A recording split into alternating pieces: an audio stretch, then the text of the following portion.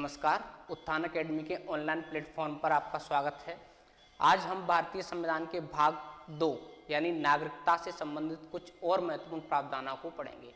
हमने भारतीय संविधान के भाग 2 जिसमें नागरिकता का भाग ए डाला गया था, उसमें भी कुछ प्रावधान देखे थे, जिसमें देखा था हमने कि भारत की नागरिकता कैसे प्राप्त की जा सकती है, कैसे समाप्त की जा सकती है, कौन कौन से अनुच्छेद दिए गए हैं, इसके बारे में देखा था। तो आइए थोड़ा हम जो पढ़ चुके हैं उसके बारे में रिवाइज करते हैं। हमने देखा था प्रावधानों के बारे में, अनुच्छेद के बारे में 5, 6, 7, 8, 9, 10, 11। इसमें 5 में है संविधान के प्रारंभ में नागरिकता, यानी किस किस को नागरिकता दी जाएगी। ठीक है। भाग 6 में पढ़ा था अपन ने, क्या पढ़ा था कि ऐसे व्यक्ति जो पाकिस्तान से भारत आए थे, यानी कि 19 जुलाई 1948 से जो व्यक्ति 1948 से पहले जो व्यक्ति भारत आ चुके थे उनको नागरिकता दे दी गई थी, और 19 जुलाई 1948 के बाद जो भारत आए उन पर परमिट नियम लागू किया गया और उसके बाद उनको नागरिकता दी गई। अनुच्छेद 7 में हमने क्या पढ़ा था, ऐसे व्यक्ति जो पाकिस्तान चले गए थे लेकिन 26 जनवरी 1950 से पुनः भारत वापस लौट आए थे, उनको नागरिकता की बात की गई थी। अनुच्छेद 8 में क्या कहा गया था, ऐसे व्यक्ति जिसके माता पिता, दादा दादी या उनके पेरेंट्स जो कोई भी हों वह भारतीय नागरिक रहे हों, तो ऐसे व्यक्तियों को, भारतीय मूल के व्यक्तियों को भारत की नागरिकता दी जाएगी। 9 में क्या पढ़ा था हमने, 9 में पढ़ा था कि यदि कोई व्यक्ति किसी दूसरे देश की नागरिकता प्राप्त कर लेता है तो उसकी भारतीय नागरिकता को समाप्त कर दिया जाएगा। 10 में क्या पढ़ा था, जब किसी व्यक्ति की जब तक नागरिकता नहीं छीनी जा सकती जब तक कि कोई उसने अन्यथा कार्य ना किया हो। कहने का मतलब है कि उसने संविधान का अनादर ना किया हो, ठीक है, भारत के विरोध में कुछ ना बोला हो, राष्ट्र विरोधी गतिविधियों में शामिल ना हो। ठीक है। और अनुच्छेद 11 में कहा गया था कि भारत में नागरिकता से संबंधित जो भी कानून होंगे, विधान होंगे, उनका निर्माण कौन करेगा, उनका निर्माण संसद करेगी, संसद। तो ये हमने भारतीय संविधान के जो भाग 2 है उसमें जो आर्टिकल वर्णित हैं उनके बारे में पढ़ा था। इसके बाद हमने देखा था भारतीय नागरिकता अधिनियम 1955। इसमें हमने देखा था कि नागरिकता कितने प्रकार से प्राप्त की जा सकती है। तो हमने देखा था कि नागरिकता को हम 5 प्रकार से प्राप्त कर सकते हैं। कौन कौन से थे, इसमें एक था जन्म से, ठीक है, एक था मूल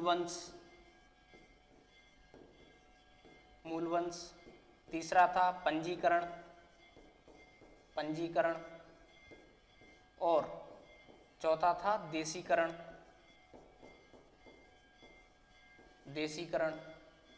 और पांचवा कौन सा था अपना, पांचवा था अन्य भूभाग के अर्जन द्वारा। ठीक है। इसी तरह इसमें हमने पढ़ा था कि भारतीय नागरिकता की समाप्ति कैसे की जा सकती है। ये भी 1955 के अधिनियम में दिया गया। तो 3 आधार थे, एक तो थे स्वैच्छिक त्याग, यानी कि कोई भी व्यक्ति अपनी इच्छा के अनुसार नागरिकता का त्याग कर सकता है। ठीक है। दूसरा था आपका समाप्ति में बताया गया था कि कोई भी व्यक्ति यदि किसी दूसरे देश की नागरिकता प्राप्त कर लेता है तो उसकी नागरिकता समाप्त कर दी जाएगी। और तीसरा पॉइंट हमने देखा था इसमें वंचित किया जाना, डेप्रिवेशन, वंचित किया जाना। इसमें क्या था कि यदि कोई व्यक्ति नागरिकता को जैसे देशीकरण के द्वारा या पंजीकरण के द्वारा कोई व्यक्ति नागरिकता प्राप्त करता है और वह इसलिए गलत तथ्य उपलब्ध कराता है या फिर राष्ट्र विरोधी गतिविधियों में शामिल होता है तो उसकी नागरिकता को छीन लिया जाएगा। ये हमने थोड़ा रिवीजन किया था। और ये भी इसमें एक चीज और देखी थी कि कौन व्यक्ति जो भारत के नागरिक हैं उनको नागरिकता के संबंध में कौन कौन से विशेषाधिकार प्राप्त होंगे। तो हमने देखा था कि अनुच्छेद 15, 16, 19, 29, 30 या जो संवैधानिक पद हैं उन पर चुनाव लड़ने का अधिकार, उनको धारण करने का अधिकार, संसद एवं विधानमंडल के चुनाव लड़ने का अधिकार, मत डालने का अधिकार, और इसके संबंध में उनको कुछ कर्तव्य भी निभाने होते हैं भारतीय नागरिकों को, जिनका वर्णन संविधान के भाग 4A में अनुच्छेद 51A में दिए गए हैं, मूल कर्तव्य, फंडामेंटल ड्यूटीज। तो आइए आज हम पढ़ेंगे कि जो भारतीय नागरिक हैं, इसके अलावा भी जो भारतीय नागरिक हैं वो कुछ विदेश में रहते हैं, उनके बारे में पढ़ेंगे। तो इसमें है एनआरआई,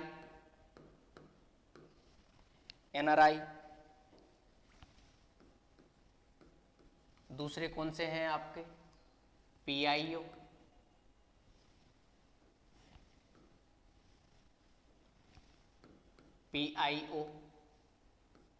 और तीसरे हैं ओसीआई। इन तीन के बारे में आज हम पढ़ेंगे, जिनमें पहला है आपका एनआरआई।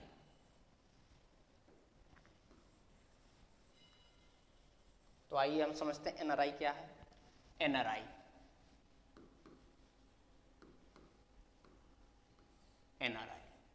इसकी फुल फॉर्म होती है नॉन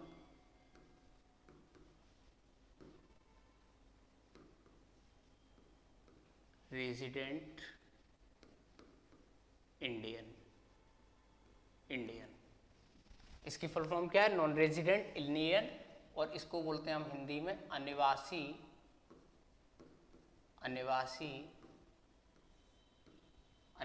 भारतीय। अनिवासी भारतीय ये वे लोग होते हैं जो भारत से 6 महीने तक बाहर गए, किसी जॉब के लिए गए या शिक्षा प्राप्त करने के लिए गए, और इनको बाहर रहते रहते 6 माह हो गए। भारत से बाहर यदि कोई व्यक्ति 6 माह रह लेता है तो वह क्या कहलाता है, एनआरआई कहलाता है। वो कोई व्यक्ति है वह जॉब प्राप्त करने के लिए जा सकता है विदेशों में, जैसे भारत के कई लोग अमेरिका जाते हैं, ब्रिटेन जाते हैं, न्यूजीलैंड जाते हैं, अरब के देशों में जाते हैं।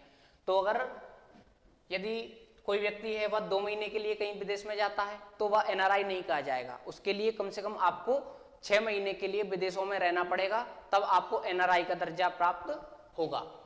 ठीक है, और इसके लिए पासवर्ड आवश्यक होता है।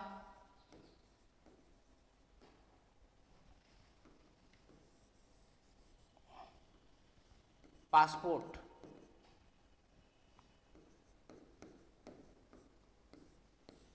यदि आपके पास पासपोर्ट है, ये इसकी पहचान है, यदि आपके पास पासपोर्ट है तभी आप विदेश में जा सकते हैं, अदरवाइज आप भारत से जा ही नहीं पाएंगे। अनिवासी भारतीय या एक फाइनेंशियल ईयर होता है, एक फाइनेंशियल ईयर में से कितने 183 या 6 महीने के लिए यदि कोई व्यक्ति बाहर जाता है तो वह क्या कहलाएगा, एनआरआई कहलाएगा। ठीक है, इनको वोट डालने का अधिकार होता है, ठीक है, और यह मुख्यतः भारतीय नागरिक ही होते हैं। इनके बीच और भारतीय नागरिकों के बीच कोई अंतर नहीं समझा जाता है। वोट डालने का अधिकार होता है इनके पास, और यह जैसे जो भारत की इनकम है, राष्ट्रीय इनकम है, उसमें बहुत ही महत्वपूर्ण योगदान देते हैं, क्योंकि ये कहाँ पे हैं, जैसे ब्रिटेन में है, अमेरिका में है, अरब में, सऊदी अरब, जितने भी न्यूजीलैंड, ऑस्ट्रेलिया, वहाँ पर ये कमाई करते हैं और उस कमाई को भारत में बेचते हैं। तो भारत में बेचने पर इनके जो कमाई करके बेचते हैं उस पर कोई ज़्यादा टैक्स भी नहीं लिया जाता। 1958 में जब अटल बिहारी वाजपेयी ने परमाणु परीक्षण किया तो उस समय दुनिया के जितने भी देश थे उन्होंने भारत पर सब देशों ने प्रतिबंध लगा दिए, और प्रतिबंध लगा दिए तो क्या हुआ कि भारत की जो जीडीपी थी वह नीचे गिरने लगी। भारत के साथ कोई भी देश व्यापार नहीं करना चाहता था, तो एनआरआईओ ने वहां से पैसा भेजा विदेशों से, तब भारत को थोड़ी स्टेबिलिटी मिली।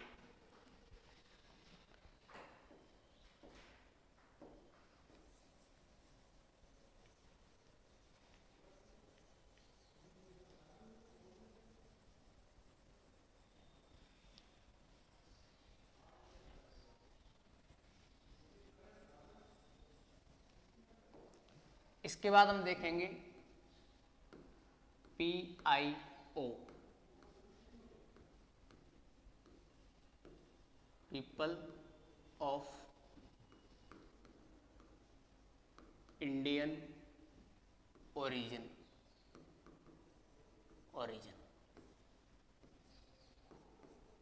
भारतीय मूल, भारतीय मूल के व्यक्ति, PIO, people of Indian origin, भारतीय मूल के व्यक्ति। इसमें उन व्यक्तियों को शामिल किया जाता है जिनके पेरेंट्स, दादा दादी, नानी नाना, जो कोई भी थे वह भारतीय नागरिक थे। ठीक है, भारतीय नागरिक थे। कब? 1935 के एक्ट के तहत या 1947 या 1950 के समथिंग, जब भी जो व्यक्ति भारत के नागरिक थे उनके जो बच्चे होंगे वो क्या कहलाएंगे? PIO। ठीक है, उनको एक PIO कार्ड दिया जाएगा। इसमें क्या होता है कि NRI है, NRI और PIO में ये रहता है कि जो पीपल ऑफ इंडियन ओरिजिन है इनको भारत में आने की छूट रहती है, लेकिन हर 6 महीने के बाद इनको फॉरेन रजिस्ट्रेशन रीजनल ऑफिस में जाके अपनी उपस्थिति दर्ज करानी होती है कि हम इस हिस्से में रह रहे हैं। ठीक है, और जो पुलिस स्टेशन है पास का, पुलिस स्टेशन, इस पर जाकर भी इनको अपनी उपस्थिति दर्ज करानी होती है पर 6 मंथ में। बस इनको सुविधा ये रहती है कि ये आते हैं, ये भारत के नागरिक नहीं होते, इनके पास विदेशी नागरिकता होती है, लेकिन जब ये भारत आते हैं, क्योंकि ये लोग बहुत पैसे वाले होते हैं, इनके साथ भारतीय नागरिकों के समान ही व्यवहार किया जाता है। मान लो यह ताजमहल घूमने आए, अगर कोई इंडियन है, इंडियन से मान लीजिए कि 100 रुपये लिया गया ताजमहल को देखने के लिए, 100 रुपये टैक्स लिया गया, और कोई विदेशी आया उससे 1000 रुपये लिए गए। लेकिन ये कौन है? PIO भारतीय मूल के नागरिक हैं, लेकिन इनके पास नागरिकता किसी दूसरे देश की है, तो सरकार ने इनके लिए भी क्या है, इनसे भी 100 रुपये ही लिए जाएंगे। इनके साथ भारतीय नागरिकों के समान ही व्यवहार किया जाता है, क्योंकि इनके जो पेरेंट्स हैं, माता पिता हैं, जमीन वगैरह, वो ये सब यहीं पर रहते हैं। इनमें क्या होता है कि जो भारतीय मूल के व्यक्ति होते हैं ये अब वोट नहीं डाल सकते, ठीक है, इलेक्शन नहीं लड़ सकते, वोट नहीं डाल सकते, चुनाव नहीं लड़ सकते, लैंड जो भूमि है भूमि नहीं खरीद सकते। ठीक है, इसके बाद हम देखेंगे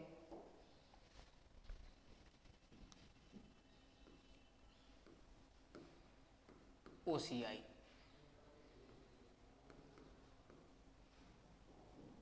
overseas of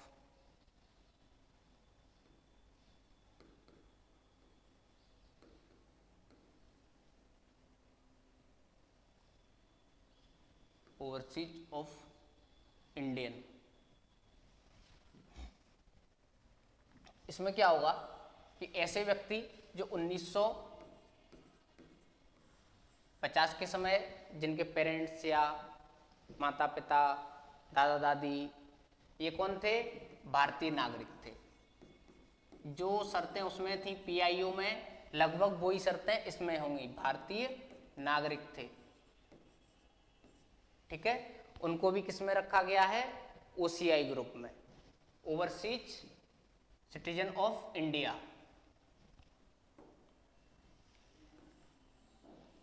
overseas citizen of India. ठीक है, इनके जो पेरेंट्स थे भारतीय नागरिक थे, लेकिन वर्तमान में इनके पास किसी दूसरे देश की नागरिकता है। इनको हिंदी में कहते हैं भारत के समुद्र पारी व्यक्ति। ठीक है, भारत के, इसके लिए जो बांग्लादेश प्लस पाकिस्तान बांग्लादेश और पाकिस्तान के जो नागरिक होंगे उनके लिए यह सुविधा उपस्थित नहीं है, यानी कि जो ओसीआई कार्ड है इसको बांग्लादेश और पाकिस्तान को नहीं दिया जाएगा। ठीक है, और ये हैं ओसीआई, या भारत में कभी भी कितनी भी बार आ सकते हैं। अगर किसी व्यक्ति को, किसी विदेशी व्यक्ति को ओसीआई कार्ड दिया जाता है तो वह भारत में कभी भी कितनी भी बार आ सकता है, बस उसको 6 महीने में कार्ड को एक बार रिन्यू कराना होगा बस, और वह भारत में कितनी भी बार आ सकता है। ठीक है, इनको भी जो वोटिंग राइट्स होते हैं वो नहीं होते, इलेक्शन नहीं लड़ सकते, जो आपके संवैधानिक पद हैं वह धारण नहीं कर सकते, लैंड नहीं खरीद सकते। ठीक है, लेकिन 2015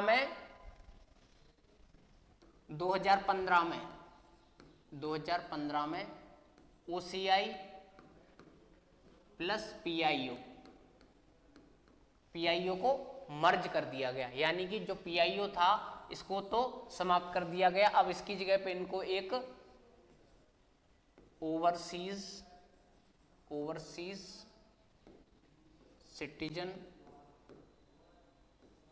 citizen of India card holder प्रदान किया जाता है, जिसके माध्यम से यह भारत में आ सकते हैं। इनके लिए वीजा की अब भारत में कोई आवश्यकता नहीं होती है, या कितनी भी बार भारत में आ सकते हैं। तो आइए हम थोड़ा देखते हैं इनमें क्या क्या समानता और क्या क्या असमानताएं हैं एनआरआई, पीआईओ और ओसीआई में। इसमें हम देखेंगे एनआरआई, इधर देखेंगे हम पीआईओ, और इधर देखेंगे हम ओसीआई। तो देखो, एनआरआई ये भारतीय नागरिक होते हैं, भारतीय नागरिक। ठीक है, और ये भारतीय नागरिक नहीं होते हैं। ठीक है, ये भी भारतीय नागरिक नहीं होते हैं। ठीक है, दूसरा, वोट डालने का अधिकार इनको होता है, वोट डालने का अधिकार इनको नहीं होता है। ये वोट डाल सकते हैं क्या? ये भी वोट नहीं डाल सकते। ठीक है, इसके बाद ये लैंड खरीद सकते हैं, ये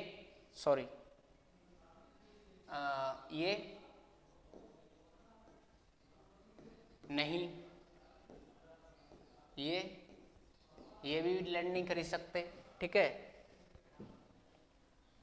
इलेक्शन लड़ सकते हैं क्या? ये इलेक्शन ये लड़ सकते हैं, लेकिन ये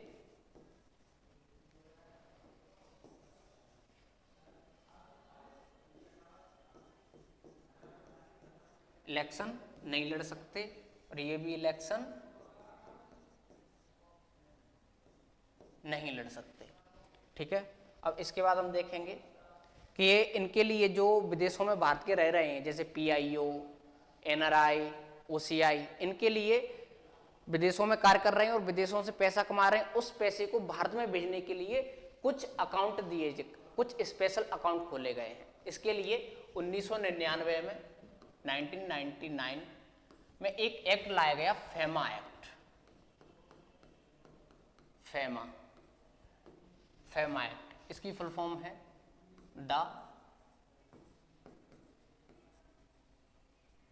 द फॉरेन एक्सचेंज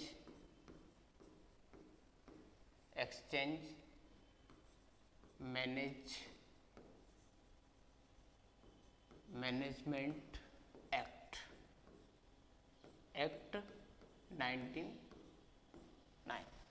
इसके तहत विदेशों में जो व्यक्ति रह रहे हैं उनको भारत में पैसा भेजने के लिए, भारत में अकाउंट खोलने के लिए कुछ स्पेशल प्रोविंस किए गए हैं। जैसे कि पहला है आपका NRO, NRO,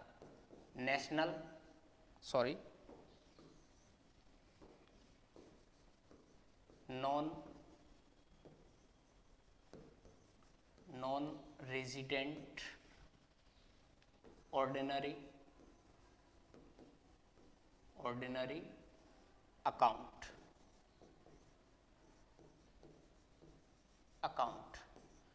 non resident ordinary account एक ऐसा अकाउंट होता है जिसमें कोई व्यक्ति जो विदेशों से पैसा कमाता है, फॉरेन प्लस नेशनल, दोनों इनकम जमा कर सकता है इसमें, ठीक है। इसके बाद आता है आपका दूसरा NRE, non resident external account. Non resident external account, इसमें क्या है कि जो विदेशों से पैसा कमाते हैं,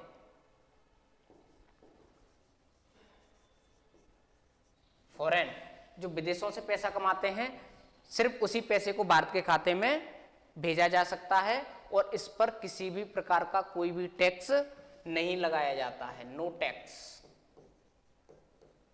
ठीक है। और इस पे जो ये था एनआरओ, इस पर टैक्स भी लगाया जाता है। तो इनमें से सबसे अच्छा कौन सा होगा विदेशी भारतीयों के लिए?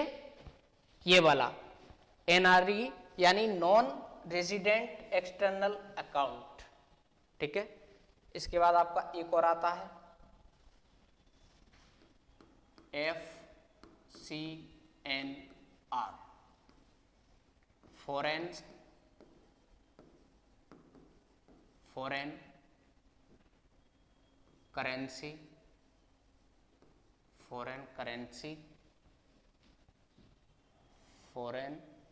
Currency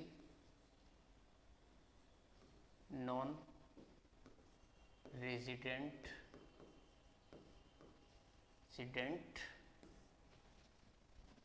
account. ये भी विदेशों के लिए, विदेशी भारतीयों के लिए खोला जाने वाला एक अकाउंट है, ठीक है। ये 3 तरह के खाते होते हैं। आज के लेक्चर में इतना ही, धन्यवाद।